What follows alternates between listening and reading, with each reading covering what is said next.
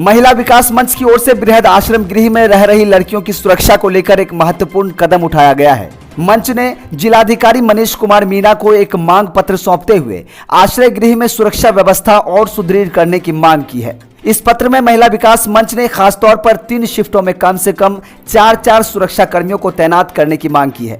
इसके अलावा यदि कोई लड़की स्वास्थ्य या अन्य कारणों से आश्रय गृह से बाहर जाती है तो पुलिस बल का साथ देने की भी बात की गई है। महिला विकास मंच की राष्ट्रीय अध्यक्ष वीना मानवी ने इस मुद्दे पर जानकारी देते हुए बताया कि 17 फरवरी को एक लड़की बालिका गृह से भागकर पटना कार्यालय पहुंची थी। इसके बाद आईओ की टीम ने उसे पुनः बालिका गृह लाकर सुरक्षित किया।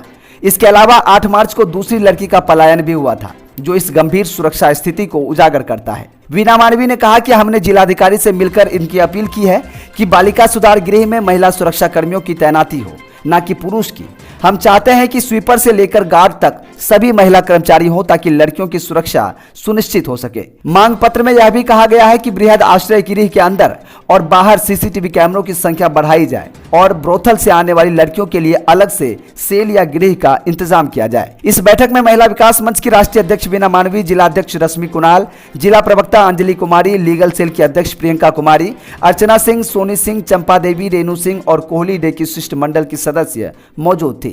महिला विकास मंच का यह कदम आश्रय गृह में रह रही लड़कियों की सुरक्षा और उनके बेहतर जीवन की दिशा में एक अहम पहल साबित हो सकता है। सच ऑफ बिहार न्यूज के लिए सादिक आलम की रिपोर्ट।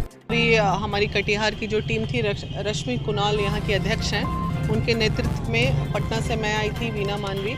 चूँकि ये बच्ची का कस्टडी हमारे ही कार्यालय से 2 बच्चियाँ जो पलायन हुई थी पहले 17/2 को बालिका गृह से, वो हमारे ही कार्यालय से इन लोगों को खबर की गई और यहाँ से आईओ की टीम गई और बच्ची को रिकवर करके आई थी।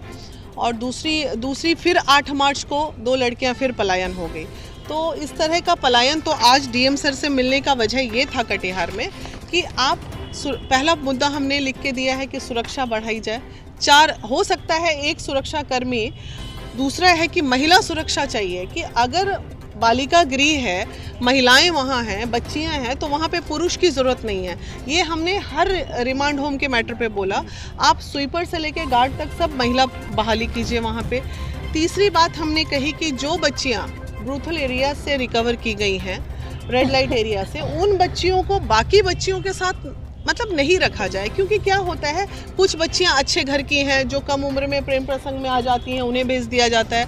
कुछ बच्चियां छोटे एग्जामिनेशन चोरी वाली होगी, साइबर वाली होगी, इस तरह के मामले। तो ऐसी बच्चियों के साथ ऐसे लोगों को रखना, ये कहीं ना कहीं पूरे माहौल को थोड़ा खराब, क्योंकि बच्चों की मानसिकता तो बिगड़ चुकी होती है उस वक्त तक। ये रिक्वेस्ट किया है हमने।